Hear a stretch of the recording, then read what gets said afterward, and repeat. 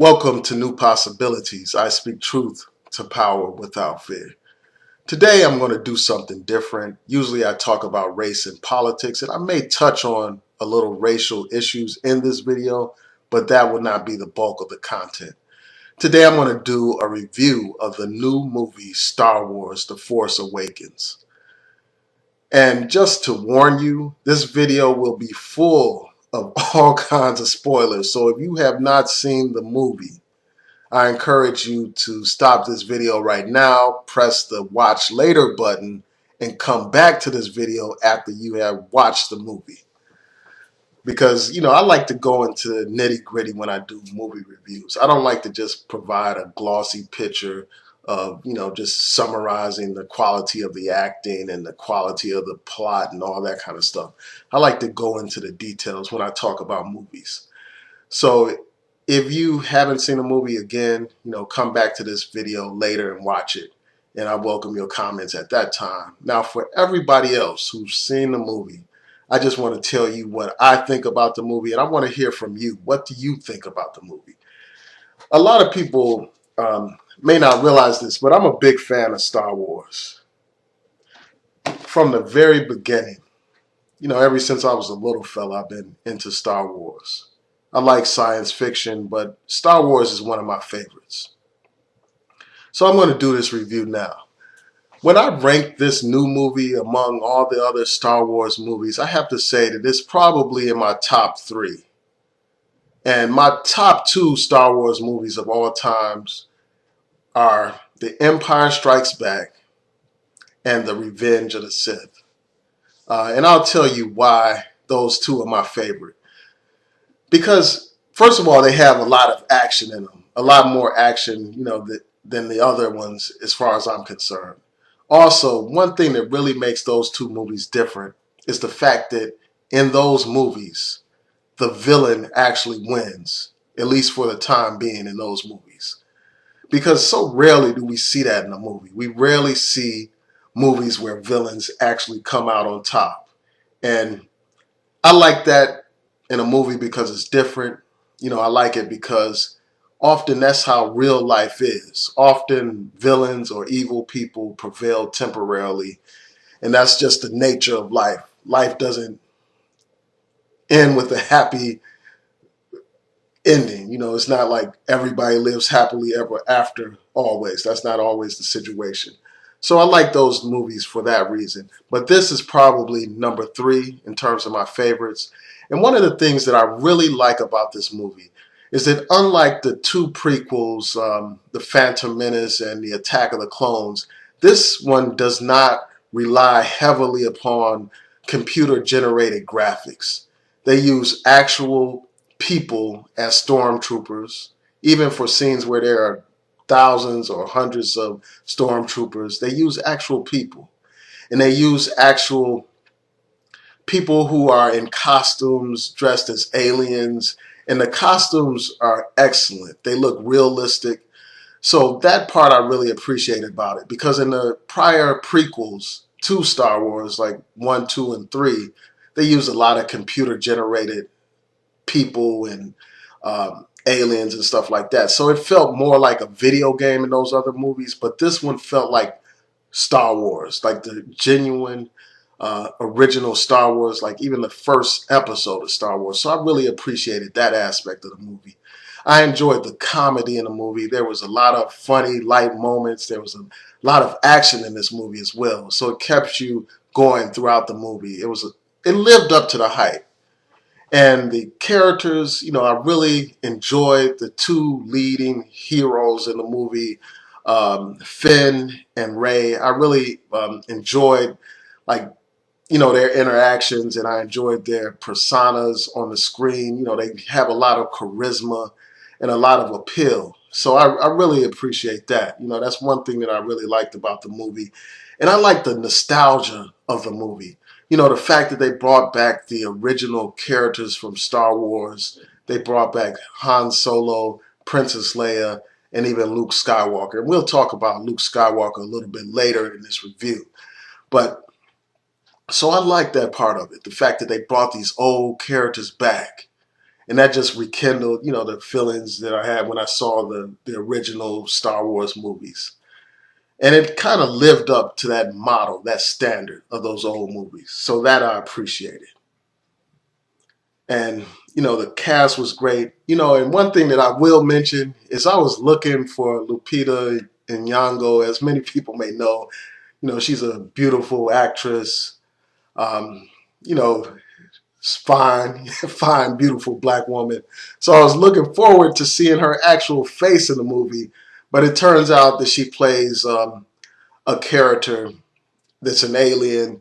And for that character, from what I understand, they did actually use computer-generated graphics for her character.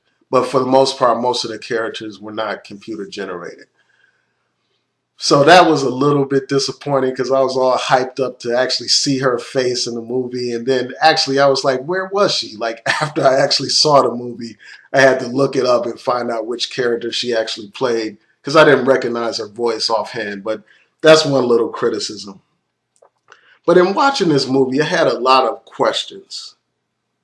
Despite the quality of the movie, despite how much I enjoyed the action and the comedy and the jokes and all that kind of stuff, there were a couple of questions that I had. And one question deals with Rey. She's the female leading hero in the movie. And that question is this. I want to know, how does she master the Force in such a quick or short period of time? Anyone who's familiar with the Star Wars franchise, they know that Luke Skywalker had to go through training in order to even master the basic skills of using the Force, like just to levitate small objects or to use the Jedi mind trick. For instance, he actually had to become a Jedi before he could use that technique. It was only in the Return of the Jedi episode when he actually used that power. But here you have it in this movie, The Force Awakens. This woman hasn't even been trained by anyone. She just stumbles upon the Force and uses a high-level skill like Jedi mind tricks.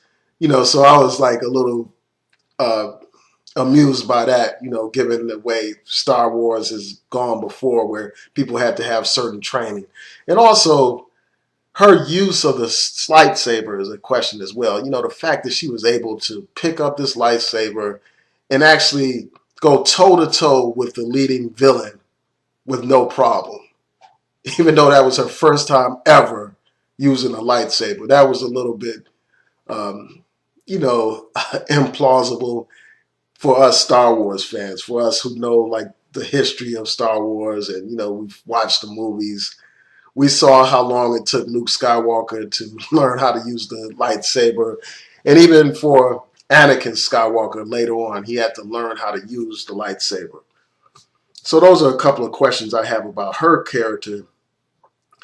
And also I have a question about the leading villain, Kylo Ren. Originally, like throughout the movie, he's wearing this helmet. This intimidating helmet that kind of reminds you of the Darth Vader character. But then later on in the movie, he just takes off the helmet and he's walking around with his face like just looking like a regular person. So I'm like, why did he even have the helmet on to begin with? In the original Star Wars, Darth Vader wore a helmet because he needed it for respiration so that he could breathe after sustaining all these injuries in his battle with Obi-Wan Kenobi. But here you have this guy, he has the helmet just like Darth Vader. It alters his voice like Darth Vader. And he looks all intimidating with the helmet on. But when he takes off the helmet, he's just a regular guy and he seems a little bit goofy. He's not as intimidating without the helmet on. So I didn't really like that aspect of it. I mean, he should have kept the helmet on. And if the helmet really didn't serve any actual use other than to make him look like Darth Vader, then I don't think he should have even had the helmet, frankly. Or, they should have made it one way or the other. Either he wears the helmet throughout the movie or he doesn't wear the helmet. So that was one little thing about the movie that I was, just noticing, and I thought that it was amusing. Also, I wanted to know, like, how did he turn to the dark side? In the movie, they tell us that he is the son of Han Solo and Princess Leia. And they let us know that he turned to the dark side and all that stuff, but they don't really show us how he turned to the dark side. And hopefully they'll probably have that in future videos or movies about this whole series. But one thing that was really troubling about this movie, and that was the death of Han Solo. I mean, he's a cherished character, and the fact that his own son killed him was really disturbing. Really just messed up the whole thing, man. It's like just when you were excited to see Han Solo's character in this new movie, he gets killed by his own son. And that just really makes me want to know, like, what drove his son to the point of being so evil and so corrupted by the dark side that he would take his own father's life. That's what I want to know. So hopefully in the other episodes, they'll go back to that story and tell us more about that, more about how he got corrupted to the dark side. And that was one of the reasons why I really enjoy Revenge of the Sith, because they show you exactly how Darth Vader became Darth Vader. They show you how he was seduced by evil. And they actually give you little glimpses of it throughout the prequels, 1, 2, 3, and then, 1, 2, and 3. And they show you gradually how he's gradually being seduced by evil. So I would be interested in learning about how this new villain, Kylo Ren, is seduced by evil. Now I want to talk about Luke Skywalker. This whole movie, a big focus of it was trying to find Luke Skywalker. You had the villains who wanted to find him so that they could destroy him. Because for those of us who are familiar with Star Wars, we understand that the Sith destroyed all of the Jedi except for a few. I think it was Yoda and Obi-Wan Kenobi. They were the only ones left of the Jedi after Darth Vader and the Stormtroopers destroyed the Jedi. So basically, they wanted to repeat that situation in this movie. They wanted to get rid of this last remaining Jedi, Luke Skywalker. So they were looking for him. The evil people were looking for him. And you had the hero looking for him as well. And so there was all this anticipation about her actually meeting up. And I'm talking about the hero, Ren, actually meeting up with Luke Skywalker. All of this anticipation. And I was like waiting to see him in the movie. And once we finally get to see him for just a few minutes, he says nothing. He doesn't have a word to say in this movie. All he does is looking at the camera. And that's how they leave you. They leave you with Luke Skywalker meeting up with Rey. And it's like, it just leaves you hanging, man, wondering what's going to happen next. And I guess that's good in terms of the franchise. It makes us want to watch the next episode even more. So I really look forward to seeing which direction this whole franchise will go, under J.J. Abrams being the director. So I look forward to that. And I just want to touch briefly on something that Melissa Harris Perry said a couple of days ago or not too long ago about the Star Wars movie. She said something about how it was racist because Darth Vader, the whole time when he was evil, he was in a black costume and he had a black man's voice. And then when he became good, when he became good and he fought against the Emperor and killed the Emperor, he took off his helmet and he was a white guy with a white man's voice and all that kind of stuff. And she basically was saying that was racist. I think that that's silly. I think that that's ridiculous. And I think that really trivializes our fight against racism in Hollywood. Because everyone knew that Darth Vader was a white character. The only reason why his voice was deep was because he had some kind of speech enhancements due to the helmet. the helmet projected his voice in a certain way. So that's why he had a deeper sounding voice when he had the helmet on. So her comments about Darth Vader and racism, that's silly. That's juvenile.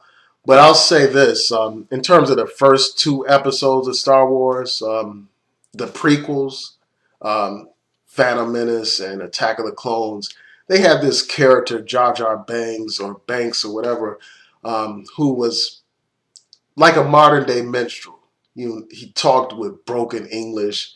He was a stereotypical Jamaican type of character. Even though he was an alien, he talked with a Jamaican type of accent, and he was real clownish and buffoonish.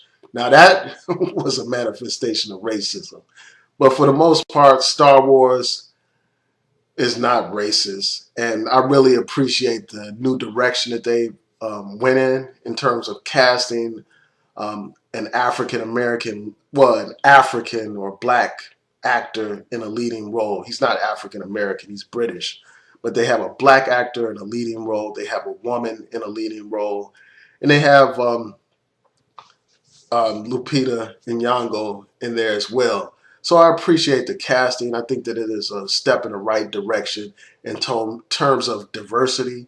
We need more of that in Hollywood. Um, we definitely do, because you have a Hollywood that's so racist that they will only allow like black people to play roles of as slaves and servants and all that kind of stuff. But when you have movies that are really about black kings and queens or black gods from Egypt, what they do is they get white actors to play those roles. And I find that to be despicable. That is real Hollywood racism.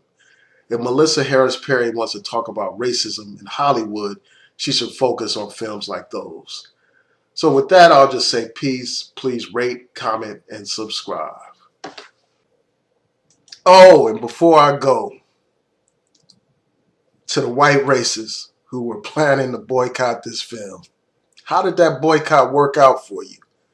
Last time I checked, Star Wars made over $100 million.